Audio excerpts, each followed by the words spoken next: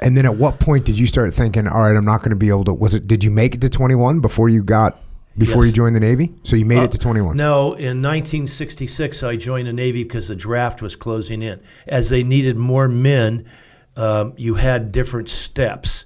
So if you were married, then you avoided the draft. If you were going to school. But you weren't willing to make that kind of crazy No. commitment. You weren't that Let's get desperate nuts, yet. right? I mean, you weren't willing to go that distance. You know, and the women in Southern California at that time were incredible.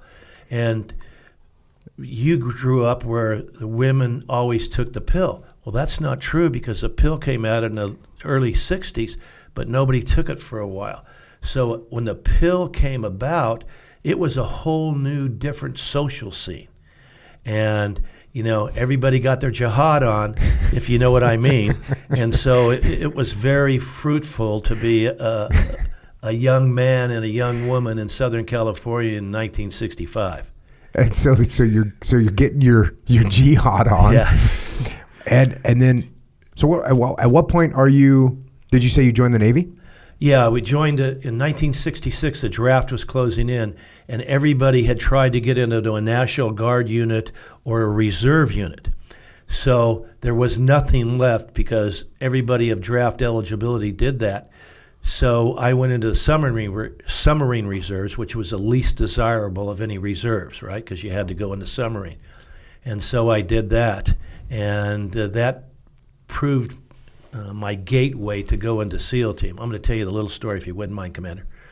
So I'm on the ship and I'm turning a wrench, right? I wanted to be in the engine room because I wanted to see how those, the diesel motor was probably 15 feet long. And it was a real good learning experience because I learned a lot of things about diesel. But the problem is you couldn't take a shower in the submarine because there was in the showers they had potatoes. Because there was no room. We had about 85 people on the submarine. There was no room for anything, including the shower. So you were out to sea for 2 weeks at a time. And as an engineman, you were really greasy. And you could wash yourself, but you couldn't really get yourself clean. So you get in your rack and you put your face on your pillow and, you wake up in 4 hours for your next gig and your face is so greasy that your face slid off the pillow, right? And I didn't like to be greasy. I didn't mind muddy or dirty, but greasy, it's not good, and you had pimples on your face, and this is the worst part. So we used to go to a bar down here in San Diego. I can't even remember the name of the boat bar. And you'd walk in and people would smell you before they would see you because it was a snorkel submarine where the boat snorkeled to recharge the batteries, and it permeated everything with diesel fuel. So you smelled like diesel fuel. So you walk in the bar, people would sniff and say, oh my God, where did this guy come from? I mean, you're perfectly clean. I mean, your skin's clean, but you just stink like diesel fuel, right? So after a little while on that submarine, I went to the Cobb, the chief of the boat, and I said, Cobb, I'm really not a quitter. This is a volunteer service on the submarine. I want to go to the Army. The Army's good because I can sit in the mud, and the mud you wash off and you don't stink, right? So you're in the Navy Reserves at this point, but But I'm activated. But you're active duty. Yes, so you sir. join the reserves, you go through boot camp. Yes. But you're submarine active duty. boot camp. But you're active duty, so you don't have any break. You're straight up. When you joined, you joined. No, you had as long as you wanted to kind of fake it in the reserves, but usually it's a 2-year gig. So that's why I joined. And then when I was 21, it worked out my time schedule perfectly, right? So then you were activated. Got it. And then you went. Was submarine boot camp actually different than regular Navy boot camp? No, it was up at Hunters Point in San Francisco, and the Marines would drill you, and they tried to instill discipline, and it was like a 9-week school. It's because you went to boot camp, but you only learned about submarines. Because you're a detriment when you go on that diesel submarine. Submarines from World War II, not nukes, but diesel boats. And if you turn the wrong valve, it could be it could be all over for the entire submarine. You got to know what you're doing when you're in that submarine. So we went to that boot camp, and then the And next summer. did you not put 2 and 2 together on what it meant to be on a submarine? Because I wasn't the sharpest tool in the shed, but I knew there's one thing I didn't want to. God bless the guys that are on submarines. Oh, absolutely. It's a job. Look, I've spent probably my whole Navy career, probably spent a month on a submarine total, maybe a month and a half. And it doesn't take much to figure out that it's a different breed of human being that goes on there and can deal with it. Person. Because you're in a confined space. There's someone that sleeps in your bed when you're not sleeping in your bed. Hot racking. Right. Yeah, it's called hot racking, Echo Charles. So this is the deal, Echo. They only have so many beds. They have more people than they have beds. So when it's your turn to go to sleep, you share a bed with someone, or maybe 2 people. So you get to sleep for 6 hours, and then when you get out of bed, someone else is getting into your bed. It's warm, right? So this is it's not normal. It's not normal. It's not. And they're just as greasy as you. Oh, man. If not greasier. Yeah. And everything is confined, and you literally don't see the sun.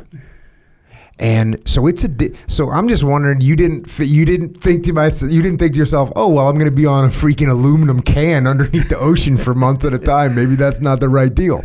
Yeah, but that was just, all my friends, most of my friends joined the submarine reserves, and so then they went on the submarines.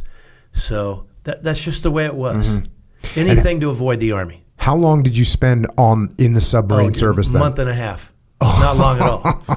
Not long at all. So after a month and a half of smelling like diesel and being stuck underwater, you went to the chief of the boat. Right. Went to the and that's where I cut you off. Where you went to him and said, "All right, I'm done." I just don't like it, and I'm not the right guy to be this. And he says, "Posey, do I have a deal for you?" He says, "You go down and take this test this afternoon at 12 o'clock, and you can be a SEAL team guy." And I said, well, nobody knew, because this is 1967.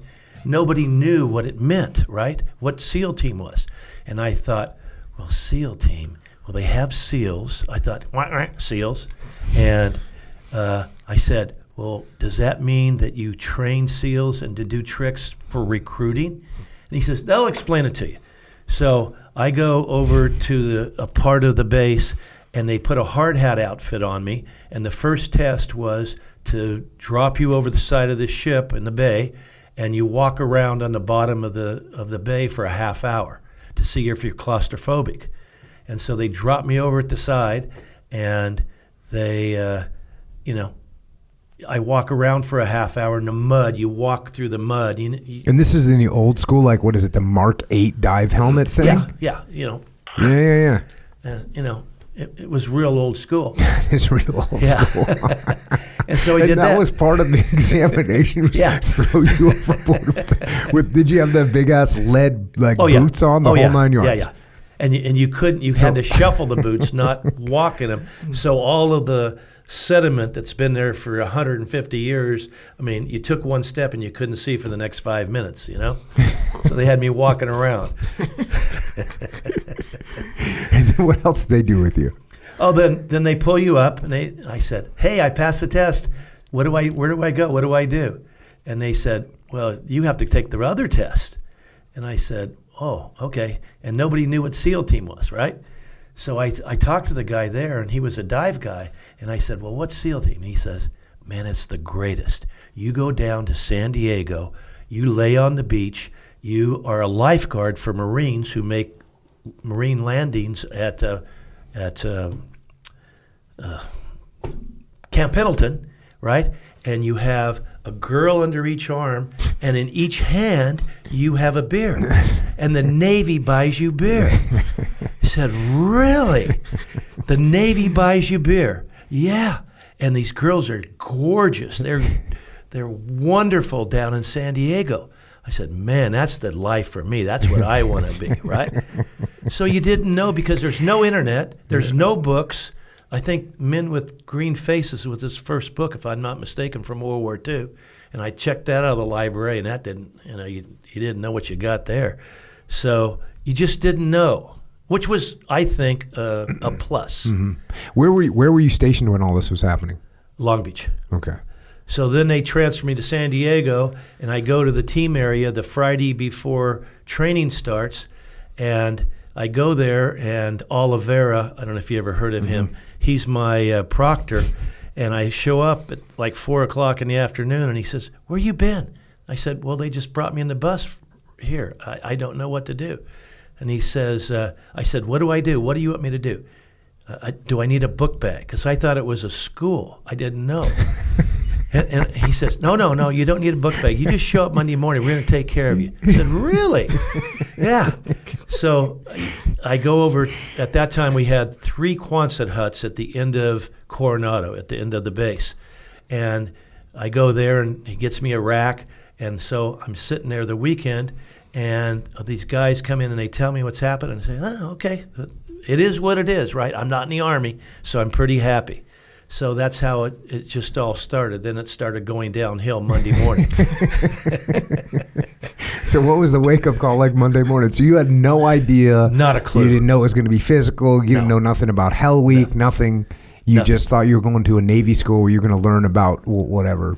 Right. Some random demolition and that type of thing, diving, and it would be nothing where you ran or swam or whatever. So what in your mind as you start getting physically and mentally abused at a high level on Monday morning, what made you decide, okay, well, I'll just stick with it? Hey, I'd been in that. See, the motivation is I'd been in that submarine, and there was no way in God's green earth that I was going to go back to that submarine. They're going to have to kill me. I was not going back to that submarine. No way. So how did the training kick off? It was just physical training and evaluation, and they gave us the test, the SEAL team test, and everybody passed it. And back then, we had 8-count burpees in with the, run, floor exercise, and the swim. So, but it was, I was half the man I am now, so it was a lot easier to pass the What test. class were you in? Originally 44, then 45, and then 46. So you got rolled a few times. Yeah, I got mumps the first time. What the hell? What's that? Mumps, it's a disease, a childhood disease from the 50s that they have an inoculation. Your kids got the shot. Right. So you didn't get the shot and you randomly got it? No, there was no shot then. Got it. And then the second time I got encephalitis from the bay, from the dirty water, and then they gave me some drugs, and I got over that in about 4 weeks. And the third time I was ready to go. Then I knew what was going on, So How far did you make it on each of those previous occasions? 2 weeks, and then 3 weeks, and then away, 46, I was good. And did you start to understand what the mission was that you were getting yourself into? Yeah, because people explained it. We had extensive training at the trade winds of what was happening and how things went down. So then you got it. You understood what's going on. In that time it was much different than it is now because the Navy controlled everything. You were a Navy asset. All funding came from the Navy, not from SOCOM or being a national asset like in SEAL Team 6. So it's always where the money comes from, how they dictate your life. And so we were like the dog in the manger, UDT, even SEAL Team, because the Navy, we were poison to the Navy. If you wanted to make any headway, you had to be a surface naval officer to make any headway, because we never had an admiral. We never had anybody, I believe. Well, I think we had a captain.